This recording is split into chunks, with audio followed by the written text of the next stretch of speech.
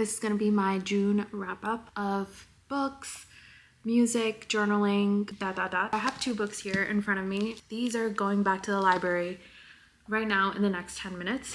One of the first books I read this month is None of This Is True by Jewell. Try to stay away from thrillers because I tend to get very paranoid and very much into anything that I'm reading or watching. I get overstimulated. So this was my first thriller after a very long time. It was kind of tame, like it wasn't really that bad. Another problem that I have with thrillers is that I overthink and I think every character is the bad guy. I think every character is a suspicious person. In this book, it was pretty obvious from the very beginning who the sketchy ones were. And this was a good book. It kind of had me on my toes. It wasn't like too much of a thriller or a suspense. So this is about these 2 women, Josie and Alex. And they are what's called birthday twins. They were born on the same day in the same hospital. Alex owns a podcast. Josie runs into Alex at a restaurant and gets completely mesmerized by Alex. She makes Alex notice her, and somehow she gets Alex to interview Josie. Josie convinces Alex that she's trying to change her life, and Alex is like, oh wow, okay, yeah, let's do this. And Alex starts interviewing Josie. And Josie's very sketchy. She does some questionable things, and Alex is just looking for a good story. And obviously Josie's story is cray-cray. Like, she is a little bit sketch. Like, we don't know if she's lying or she's making up things or she's telling the truth. She comes from a very complicated family life. She has a very complicated history. She has 2 daughters and she has a husband. Everybody's sketchy. It's gonna keep you on your toes. I think I gave this book like a 3.75 out of 5. Thrillers is not my favorite category. None of This Is True by Jewell. The next book is Talking at Night by Daverly. Oh yeah, this book took me on such a roller coaster. Initially, I thought this book was the same thing as Love, Rosie, the movie, and it definitely was not. There's 3 main characters in this book: Rosie and Josh, who are twins, and Will, who is their friend. Rosie and Josh, they meet this boy named Will, and they quickly become friends with him. Will loves motorcycles. He gets in trouble at school. He is kind of like a bad boy. Twins are very studious. They're smart. They don't come from a very troubled background. Although both Rosie and Josh are going through their own, struggles, Will definitely has a very tough life. All 3 of them get instantly connected and they become good friends. And then something really bad happens and all 3 of them go a long period of time without talking. There's like sporadic communication. Will and Josie are basically in love with each other. The whole book kind of follows their life and how they deal with this tragedy that happens. I like this book because every single character is flawed. I don't really have a favorite character. Maybe the grandma. Maybe the sister too. I found this book to be quite realistic and I liked it and I highly recommend it. Talking at Night by Daverly. While I'm here though, I want to talk about this other book that I read. I don't have a physical copy of that book, but I read it on my Kindle. I kind of stopped about 60% of the way in. I picked it up, read a little bit, stopped, and I just could not get back into it. So this book is just not something I could relate to, but there are parts of this book that were extremely stunning. This was a recommendation from a friend and she read this passage out loud to me and I was like, I have to read that book. That passage was my favorite part about the book and probably one of my only favorite parts. So there's this little passage in the book, less than like 20% into the book, about these 2 boys who are really, really close and they play together, they do everything together, and they also fight together. They are very, very close. Let's just say they're siblings. They cannot be apart from each other, but slowly, they start to bicker and they start to fight just to keep this connection alive. It's very stunning how this author kind of described this relationship between these 2 boys, because a reader could take this story about these 2 boys and connect it back to their own lives. Whether it's a relationship with a partner, a sibling, a mom, dad, whoever. It was such a great passage and I highly, highly recommend reading at least that tiny little passage. Basically, it was just about holding on to someone because you love them so much. You can't exactly be apart. You can't exactly like live without each other. So through love and hate and dislike and problems and all those things, it's just a whole description of what this passage is about. So anyways, that's the book outlined by Rachel Cusk. Another book I read this month is This Summer Will Be Different by Carley Fortune. This is a great book. This book I read while I was on vacation. So I've read Carley Fortune books before. I've read Every Summer After, and I really liked that book. That book was so cute. And I also read Meet Me at the Lake, and I think I DNF'd that. I read that last year. It just wasn't a book that I could relate to much, so I just could not finish it. Maybe one day I'll go back to it, but this book though, it was really good. I really liked it. It was adorable. It was so nice. It takes place in an island in Canada, and it's about a friendship between Lucy and Bridget and Bridget's brother Felix, aka the wolf. It's very cute. There's a complicated friendship and a complicated relationship between all three characters, and there were a lot of really cute flirty moments. It was very adorable. I was like kicking and giggling throughout this entire book. It was very cute. For the most part, a very easygoing, very beachy read, and it was great. So that is This Summer Will Be Different by Carley Fortune. I read Powerful and Powerless by Lauren Roberts. These books have been on my fantasy TBR for a little while. The third book, Reckless, is supposed to come out July 2nd. So I figured I should just read it. I also read these books during vacation. So far this series is kind of cute. I gotta say, Powerful, the little mini book. So I guess let me just start by saying Powerless is book number 1. Powerful is book 1.5, and Reckless, that's about to come out, is book number 2.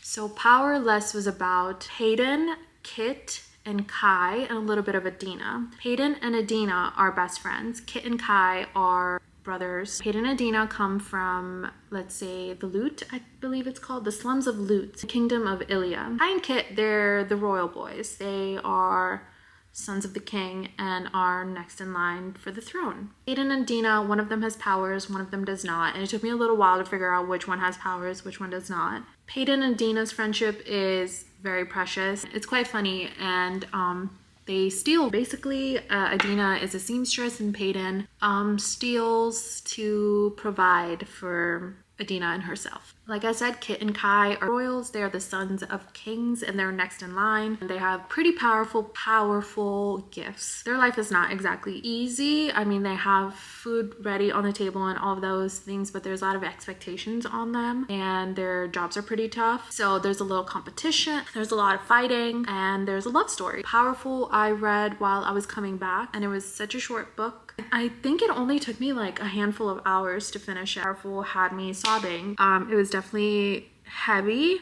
but there was a lot of cute scenes. So there's a couple of other books that I read, and I'm saving some of the best ones for last, but I'll talk to you about them in a little while, because right now I have to run out the door and run a couple errands, like returning these books, some grocery store shopping, and just need to do a little bit of work. So I'll make the rest of this video in a little while. Bye. I'm back to talk about a few more books. So I think I talked about This Summer Will Be Different by Carley Fortune, Outline by Rachel Cusk, Talking at Night by Claire Daverly, Powerless and Powerful by Lauren Roberts. I also talked about None of This Is True by Lisa Jewell. The next book is, oh my god, I think this is my top favorite book for this entire month. And I also did a journal, 2 pages for it, and I want to show you. My top favorite book for this month is This Is How You Lose the Time War by Amal El Motar and Max Gladstone. And this is my reading journal spread for this book. I love this book so much. It was definitely a 5-star read. I did not understand much of it, and I did reread it twice. Basically, this book is about 2 characters, Red and Blue. That's red, that's blue. They belong to 2 sides of a war that are against time and space. They time travel and they alter the times for a living. They each work for their own organizations, like they're not part of the same organization, and their organizations are obviously looking for more power and influence in the whole space-time continuum of whatever setting this book takes place in. So the descriptions of these timelines were very, very cool, but very, very confusing. I can't even begin to describe any of these timelines. So what they do is they go back into very crucial times in history and they alter it just slightly, or they alter it in a very big way. But all I can tell you, it is very beautifully described, each of these timelines. So like I said, this is a book about these two characters, Red and Blue, and they start corresponding with each other through letters. These letters are the most beautiful, beautiful letters I have ever read before. And they're not even like actual letters, they're just like forms of letters. Sometimes they're in a flower, but all these letters are so beautiful and they bring tears to your eyes, and you can see these two characters, Red and Blue, just fall in love. They're not humans, they're just characters. You really don't know what they are. They're shown as birds. I'm gonna say the letter that is about 82% of the way into this book is probably the most beautiful and heartbreaking thing I've ever read. I was completely shattered. I was reeling, and I can't stop thinking about those emotions that came out of me as I was reading, and especially that last letter. I just need more books to make me feel like that. I highly, highly recommend, and I want a physical copy of this book so bad. The copy that I read from was on my Kindle, and I borrowed it from the library. And this is my reading journal for it. I have a red feather and a blue feather. I have clocks on both sides. I have a blue butterfly and a red butterfly, a blue letter and a red letter. A couple of quotes that I really like from the book. I am your echo. I want to meet you in every place I have loved. There's just so many beautiful words from this book. But yeah, this is my reading journal for it. The next book that I read was a nonfiction book, and that is Being Mortal by Atul Gawande. Medicine and What Matters in the End. Sadly, this is my only nonfiction read for this month. I was traveling between New York and North Carolina for like 2 weeks, and I just didn't get to read much, but I did get to read this book. So this is about the quality of life as a person ages and grows older. There's topics like nursing homes and isolation of parents and residents of those nursing homes. There are many, many examples of men and women as they are walking towards the end of their lives. There's also an example of the author's father in this book as well. There's some really incredible perspectives in this book. It's definitely a must read, and it opened my eyes, and it, just puts a lot of things into perspective, especially as our parents are getting older, ways to take care of them as they get older. There's a ton of research in this book. There is a lot of in-depth approaches and anecdotes and ethics and ideas and just stories. I didn't even realize I had 2 copies of this book. Being Mortal, and I highly recommend this book. Wait, and I also did a reading journal for Being Mortal.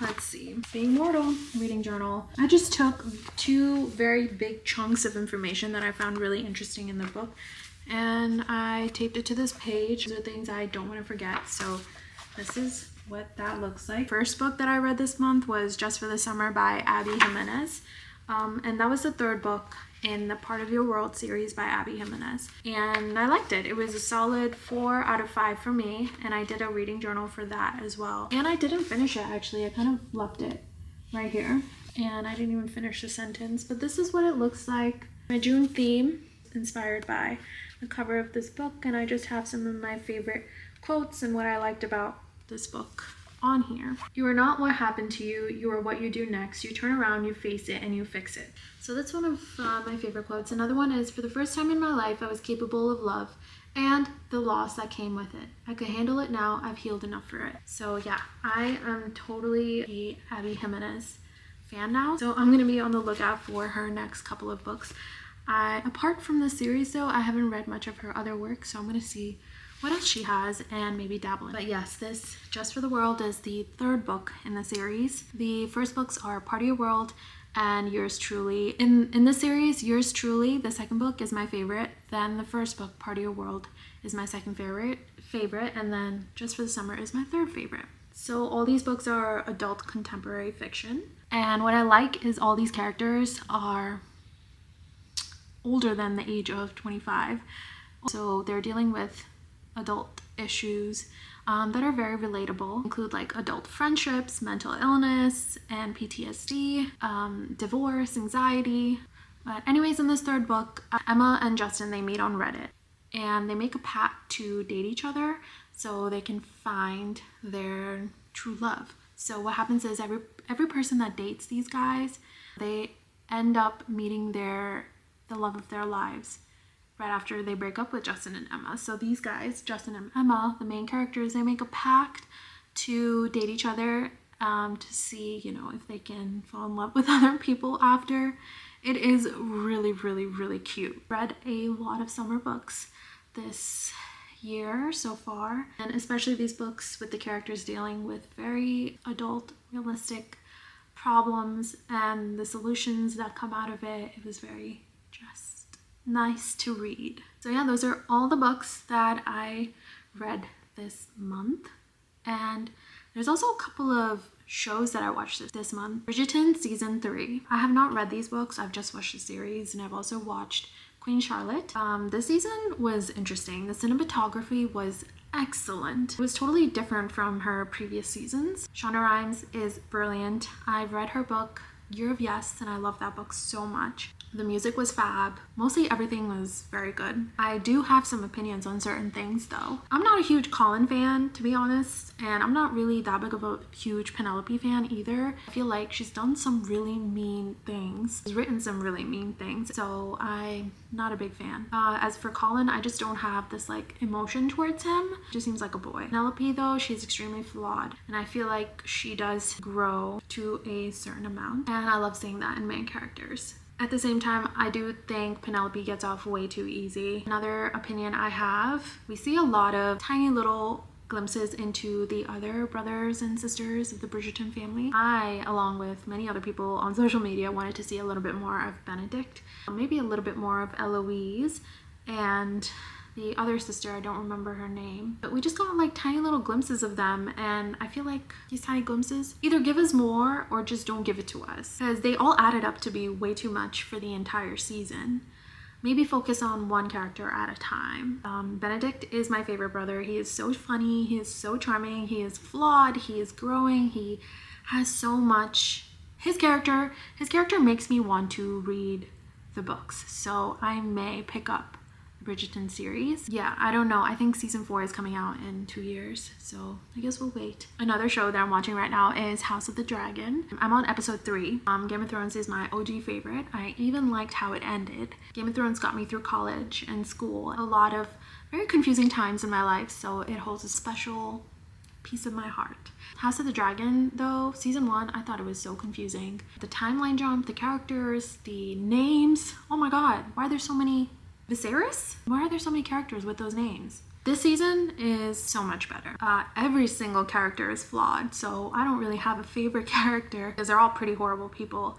They're all very complex. They all have their own issues. I am loving and living for the shot of the dragons. The dragons in this show are completely different from Game of Thrones. But I've had such a year of the dragon, to be honest, from Iron Flame and all those fantasy books that I've read that had dragons in it.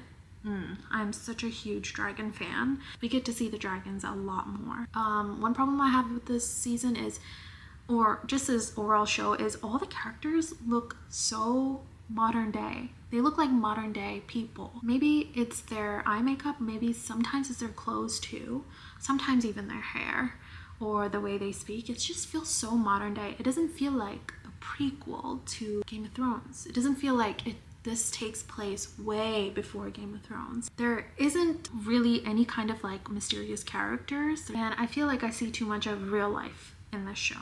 So I kind of miss that from Game of Thrones. But yeah, that is my favorite TV shows that I've watched in June. I also liked a good amount of music this month. I did a little journal. I'm gonna put it right here. I don't have my journal with me, but I'm just gonna read the songs.